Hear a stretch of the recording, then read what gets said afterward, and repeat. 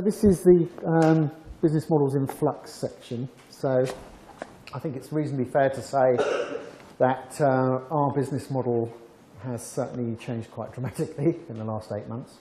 Some things have changed, some things have not. So I'm going to talk about UE4, about why we've done some of the things we've done over the last year or so. It's going to try not to be a blatant advert, but it will be a little bit. And mostly I will be talking, not talking about technology whatsoever. This is a completely non-technical talk, really looking at some of the philosophy behind what we've done and how we think that plays to the way the industry has changed over the last, 5 years certainly. So, Unreal Engine 4, what is it? Actually quite interesting, show of hands, who has not heard of Unreal Engine 4? Right, I'm off. That's it, we're done. So yeah, it's the latest iteration of our technology. We've been building technology for 20 years for our own games, and for that 20 years we've included that technology and made it available to the development community. Initially as mod tools with the Unreal Tournament series, then Unreal Engine 2 and 3, Unreal Engine 3 being probably the dominant technology during the sort of last console era. And then we come to UE4. Now, what we realized several years ago was that really an iteration on UE3 wasn't going to be that useful in the new era of games development. So we decided to rebuild the engine, ground up, with the modern development philosophies in mind. So the ability to rapid prototype, the ability for artists and designers to be much more productive. These are sort of some of the basic tenets. And as such, UE4, the rendering is absolutely bang up to date. We're always pushing the edge on that. But the real smarts are in the editor and particularly in the blueprint system, which allows the visual scripting of virtually every element of a game, which has allowed smaller teams to do so much more technically, larger teams to be more creatively led. It's had a sort of ramification and a knock on that, and perhaps none of us, even at Epic, really realised would happen. So, with that being said, our old business model was very, very much based on AAA console development or PC development. So it was, doing a deal with a big developer or a big publisher for a game that was costing multi-million dollars, tens, 15s, $20 million more. And our internal economy was based on that. Now it's become very, very clear over the last few years that that's no longer the dominant model. It's still a very, very successful model, but it's not the dominant model. There's the ability for independent developers to ship product on a variety of platforms, self-publish, self-market, and our product as it was didn't really fit with that new design philosophy and development philosophy. So we had to do something. And so we came up with UE4 subscription, which we announced at GDC last year. I'll talk about that in a minute. We have made it free for education and student use. And of course, we retain our custom licensing for publishers, big developers, people that want to not pay a royalty or a big buyout or pay a smaller royalty, or require a different level of support.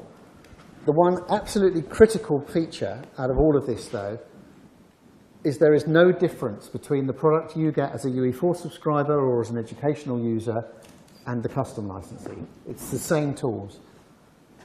Now, this is not necessarily just about philanthropy and making sure everyone has the same thing. It's practical as well. Just as a company, we can't support 3 different iterations of the engine. It makes way more sense for us just to have the one. Then everyone knows what they're doing, everyone has the same experience, everyone has the same support issues. Educationists can teach the engine fully. It trickles down. So UE4 subscription. So I think we quite kind of dropped a bit of a bombshell at GDC when we announced that we were only going to charge $19 for UE4 source code. I think everyone kind of took a second look and wondered where the catch was. But there is none, clearly. Well, not clearly. The only perhaps slightly confusing bit might be the 5% gross. So that's 5% of the sale price of whatever it is you ship. So if you ship a $10 game, That's, and a consumer buys it for $10, you pay 50 cents to us. If you ship a $60 game, then you're paying 5% of $60. So there's obviously a kind of a scale there. So for digital self-publishing, 5% gross is actually a relatively small number. And I think from a value point of view, most developers accept that as being very reasonable. Now what's happened, we released UE4 subscription into the wild, and for us it was an enormous business risk because it's our source code. And our source code is the crown jewels of Epic as a company. And we made the decision to make that available to everyone for $19. So the risk there is that it gets ripped off, it gets taunted, etc., people abuse it. The reality is there's been very little of that. What we have found, and we're delighted with and surprised with, is that by doing that, by being that open, by opening up our development processes to the community has actually kind of given that back to us in spades. We have vibrant forums, wikis, all that kind of stuff. And the community itself is contributing and talking to us on a daily basis about what they want from the engine. And this has allowed us to suddenly become a much more open company again. We were founded 20 years ago on the principles of games, shareware versions of games shipping first, editors being available, very much community games developers. And it's kind of turned full circle. We're back where we were. And so we've got the kind of open development for Unreal Tournament. We've got the open development of Unreal Engine. The roadmap is up there for everyone to see. There's no secrets. And what that allows us to do, suddenly, we used to be bound by NDAs, mutual non-disclosure agreements, with everybody we dealt with. No one wanted to talk about what their game was going to be. No one wanted to talk about what our roadmap was. We didn't want to disclose anything, just in case. Suddenly, kind of letting go of all of that has been immensely liberating. Now we can talk about what our roadmap's going to be. We can let you have source code, which means you can integrate that into the most crazy things you want, and we don't care because if you're doing cool stuff, if it works, it's great, and if it doesn't work, well, it doesn't work.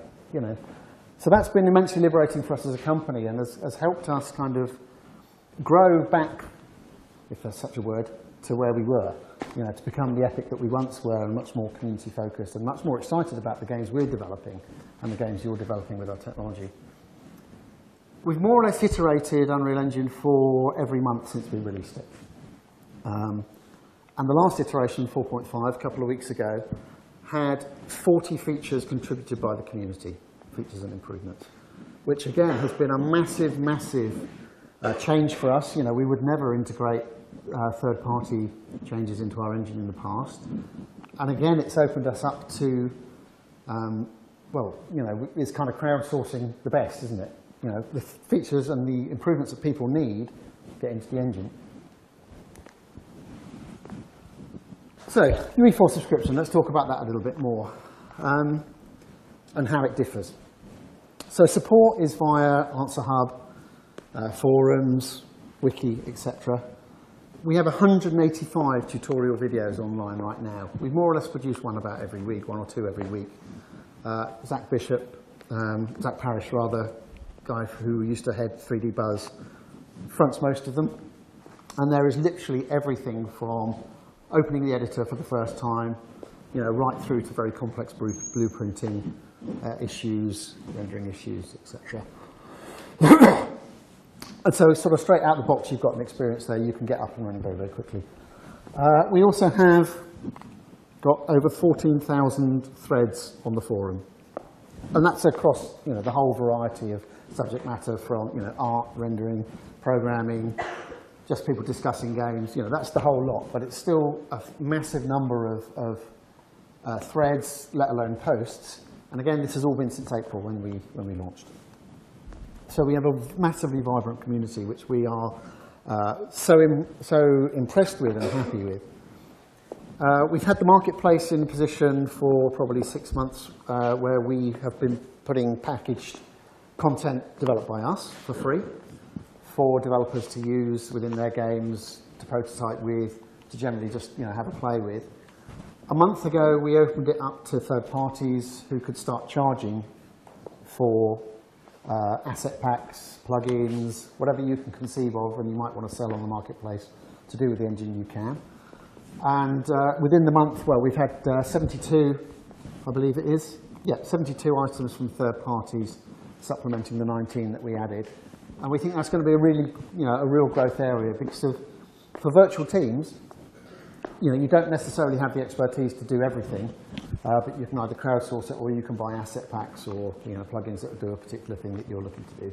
We see that as being a massive area of growth. Okay, so UE4 for education. I think it was about 2 months ago we announced that we would be providing it free for universities to use on as many machines as they need within their faculties.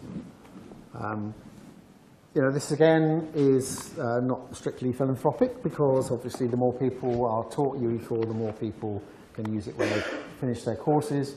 The more likely they go to developers that are using UE4, the ecosystem rolls round and round. What we were kind of caught on the hop with was just the sheer amount of interest that generated. And so we had quite a backlog of educational establishments apply.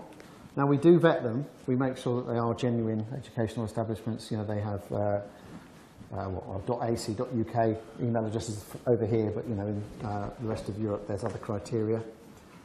But it's pretty simple to sign up. I guess staffs obviously know how to do it. But then a couple of weeks ago, maybe a month ago, we also announced that it is now also free for students. So there's a GitHub student pack, which includes a year's subscription to UE4. And as a student, you can ship a commercial product using that if you wish, and you will pay the 5% gross royalty if you're successful.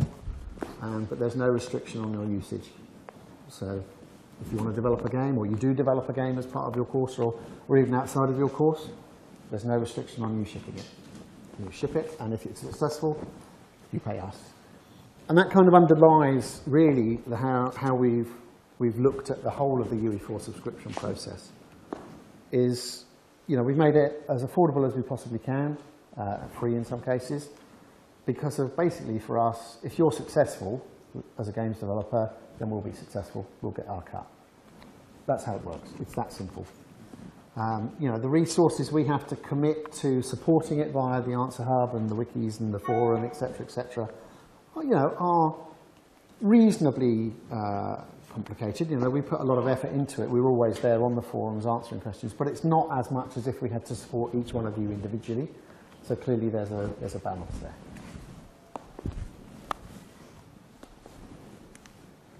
So custom licensing. So sometime in the future, you've built your game with UE4 subscription and you've been successful and you're thinking about building your next game with UE4. But you've made a nice pot of money maybe, and you want to think about your next product. Why would you go with UE4 Custom? Well, that's a good question because you might be completely happy with the way you use UE4 and the subscription system and the 5% royalty, in which case there's absolutely no reason on earth why you would. The reasons people go with subscription go with custom are sort of a mixture of commercial and business and legal, really. So a large developer or a publisher is very unlikely to want to pay a gross royalty, especially if they're shipping a retail product. If it's going to retail at $60, but the developer only gets 20% of that, or less even, by the time the publisher's taken their cut and the platform takers their cut, etc. They're still on the hook for the 5% of the 60. That's not something that's going to work. So you can come to us and discuss a custom license. It's under MNDA, so Mutual Non-Disclosure Agreement. Generally, the business model would be a license fee of some description and a royalty. The royalty being based off a definition of net rather than gross. We have a variety of business models under custom that work for free-to-play games, digitally delivered games, mobile games, MMOs, AAA, all of which we talk about confidentially. But the reality is, it's exactly what it says. A custom license is a custom license. The terms are not fixed. We work out what works best for you, what works best for us. We both come to a point where none of us are happy with the result, and then that's probably the sweet spot. So what is the, apart from some of the financial terms, the main differences are you get a different type of support with UE4 Custom.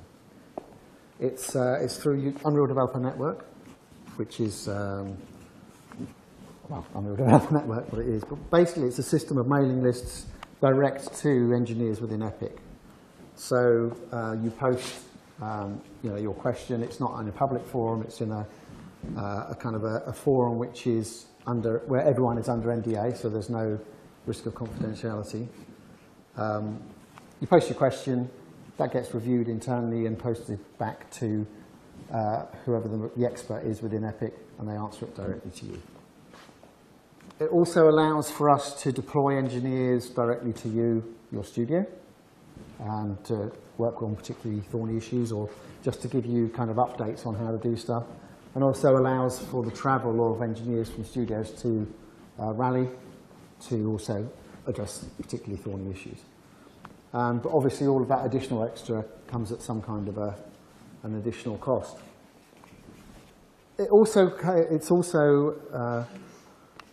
under the EULA that the UE4 subscription guys use, there's some things that large publishers or large companies would find restrictive. So it allows them to renegotiate some of those terms, and it's a slightly different legal relationship.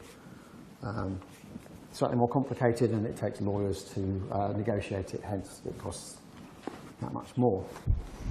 So that's essentially the kind of UE4 ecosystem as it is today. It's continuing to evolve.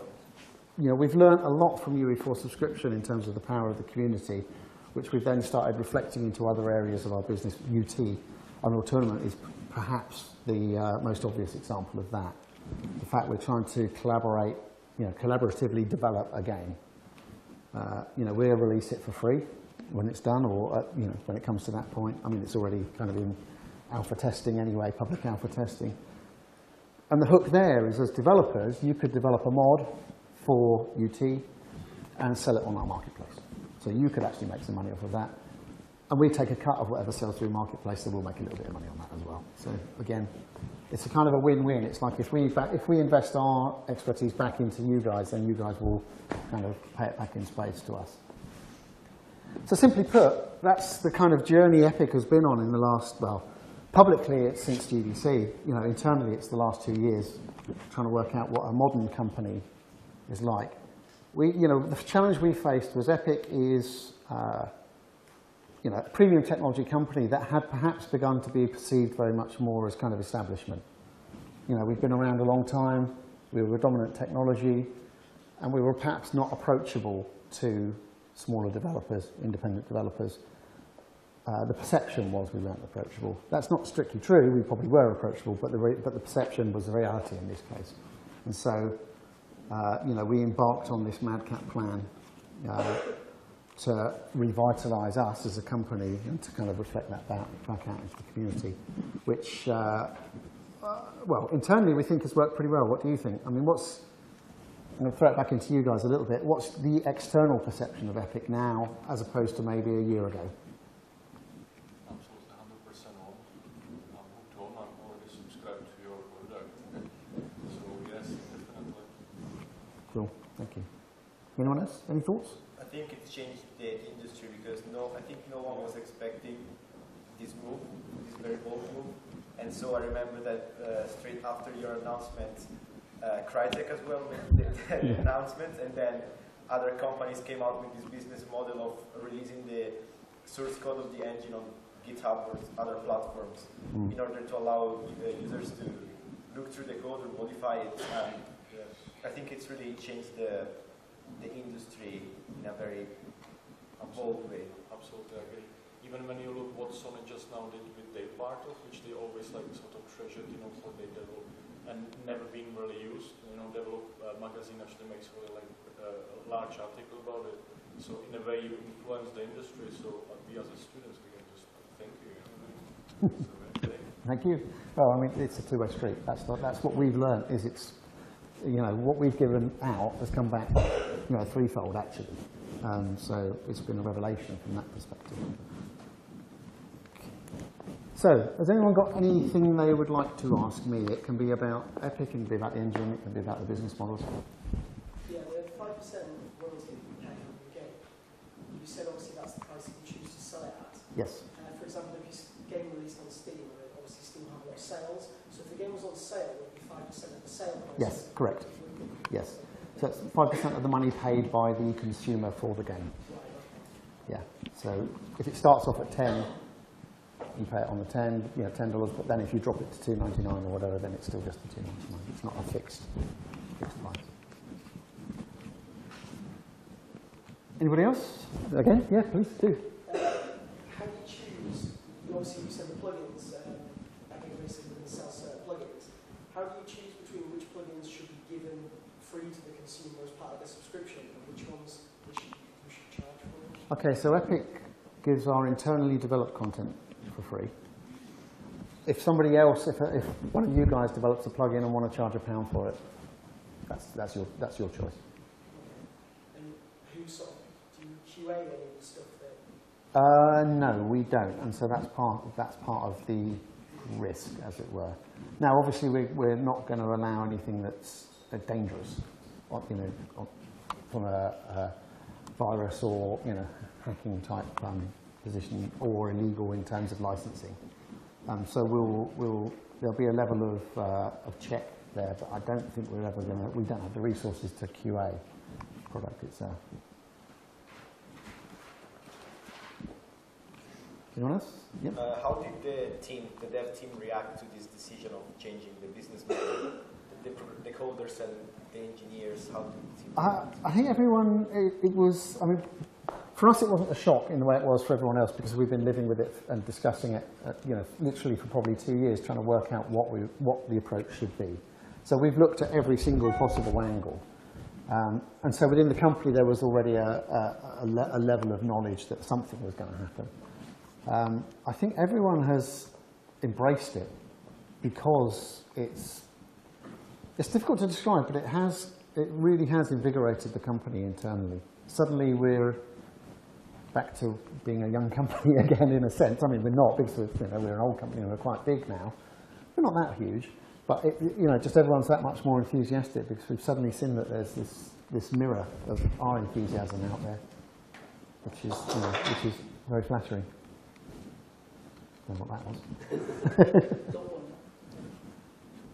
Anybody? Any other questions? Let's chuck it back. With Unreal Development, do you know how much it's going to cost? If you're selling a web scale or something, how much extra are you going to take and go on? I don't know that at the top of my head. It's not going to be a huge amount. So what sort of limitations are you going to have on mods or the That's not I don't even think it's been decided yet, to be honest, and it's not part of the business that I'm particularly involved in, I'm afraid. I think generally, if you wanted, I think the pricing of it is up to you, what you think your value is. And it will be dynamic, so you can change it, so you can gauge market. It's a little bit Thatcherite in some respects, and it's what the market will bear. It's a new market for us. We're not entirely sure how it's going to pan out. And so it's a case of, we'll see what happens and the market will define itself.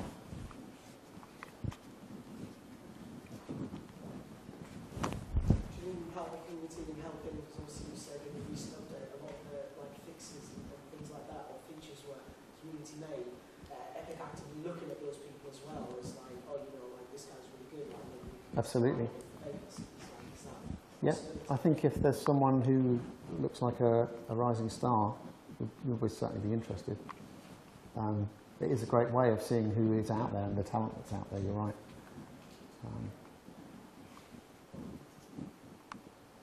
So get working. Anybody else? Any other questions? When can we expect the Unreal 5, since your iteration started rapidly? Right? Unreal 5 will be hopefully 10 years off. Yeah, we won't. There's no plans. Unreal 4. So we'll get to 4.9. 1.0, or whatever. Yeah, I think, or it's Unreal. UE4 was such a massive reimagining of Unreal technology. you know, it's definitely a once in a decade type project. You know, we couldn't do it any other way. And we believe that the architecture that we've got is now so extensible anyway. Yeah, it could be entirely possible that we don't ever have to do another complete rewrite. Who knows? We have no idea what platforms there's going to be there in 10 years. When we launched UE3, mobile platforms were nothing. You know, there was no capability on mobile platforms for the sorts of games that you could build with our technology. At the end of its life, clearly there was. So who knows what that sort of shift will be over the next 10 years. Holodecks, whatever, who knows. In terms of platform, like, I know you support various different platforms and various different mobile platforms as well. So will you just add new ones to that as and when you feel the market? Yeah, so if, you know, currently we're on virtually every platform. If a platform becomes viable, then, you know, we'll add it. So is that viable in terms of the number of people, number of games that are on?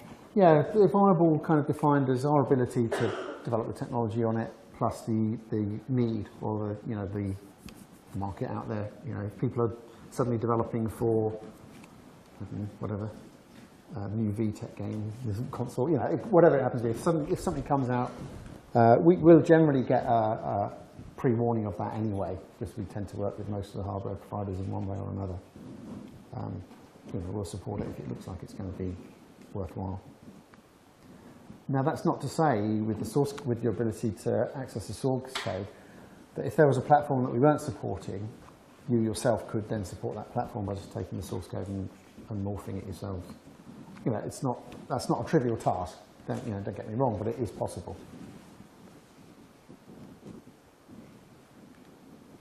Anybody else? Okay, so we got. That's about bang on, isn't it? All good, yeah. Yeah, let's go. Well, thank you very much. I mean,